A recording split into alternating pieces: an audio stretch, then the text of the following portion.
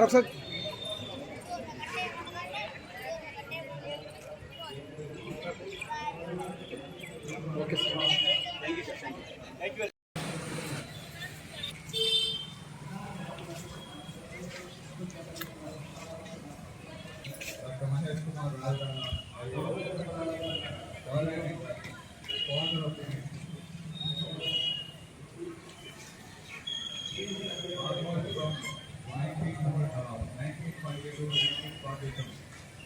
long period, we know that it is also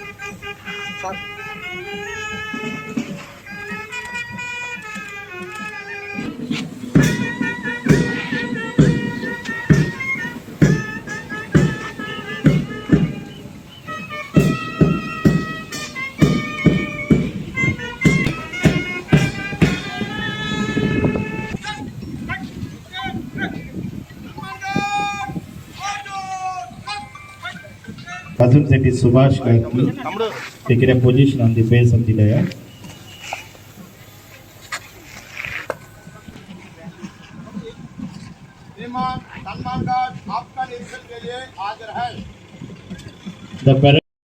సనంలో Konaseema జిల్లా Guinness book of world record లో స్థానం లభించింది.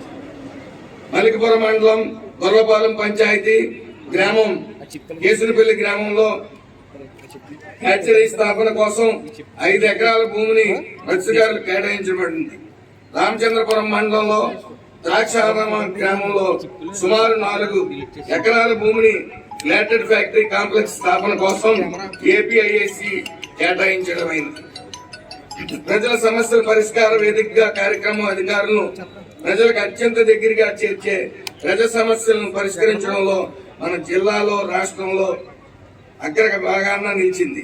మన జిల్లాలో ఇప్పటి వరకు మొత్తం 27,069 ఆర్జీలు అనగా వాటిలో 25,420 ఆర్జీదారులు అధిక సంతృప్తి స్థాయిలో పరిష్కరించబడ్డాయి.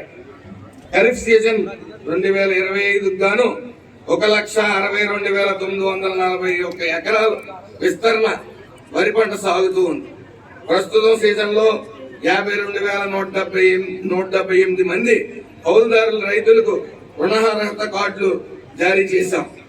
ఖరీఫ్ 2025 సీజన్ లో మొత్తం 32,887 మెట్రిక్ టన్నుల ఎరువులు అందుబాటులో ఉంచడం అయింది. వ్యవసాయ యాంత్రీకరణ కింద 521 వ్యవసాయ యంత్ర పరికరాలు, 33 వ్యవసాయ డ్రోన్లు కూడా సరఫరా చేయడం జరిగింది. ఈ ఏడాది పెట్టుబడి సహాయం కింద అన్నదాత సుఖీభవ పిఎం కిసాన్ పథకం ద్వారా మొదటి విడతగా 91 కోట్ల రూపాయలతో 1,34,439 మంది రైతుల కుటుంబాలను జమ చేయడం జరిగింది.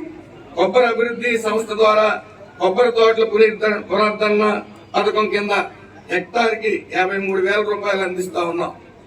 Layout of demos station plantation పథకం ద్వారా హెక్టార్కి 35,000 రూపాయలు రాయితీ అందించడం ద్వారా కొబ్బరి రైతులకు వెన్నుదన్నుగా నిలుస్తా ఉంది. కోనసీమ జిల్లా నందలి రైతు బజార్లో రైతులు తాము పండించిన కూరగాయలను గిట్టుబాటు ధర కల్పించడంతో పాటుగా వినియోగదారులకు తక్కువ ధరకే తాజా కాయగూరల్ని రైతు బజార్ల ద్వారా విక్రయించడం జరుగుతా ఉంది. జిల్లాలో 6 రైతు బజార్ల నిర్వహణ ఉన్నాయి. మారుతున్న కాలమాన పరిస్థితులకు అనుగుణంగా శాస్త్రీయ సాంకేతిక మార్పుల దృష్ట్యా గ్లోబలైజేషన్ లో భాగంగా కేంద్ర రాష్ట్ర ప్రభుత్వాలు సంయుక్తంగా 126 ప్రాథమిక వ్యవసాయ సహకార సంఘాల కంప్యూటరైజేషన్ చేపట్టి పూర్తి చేయడం జరిగింది.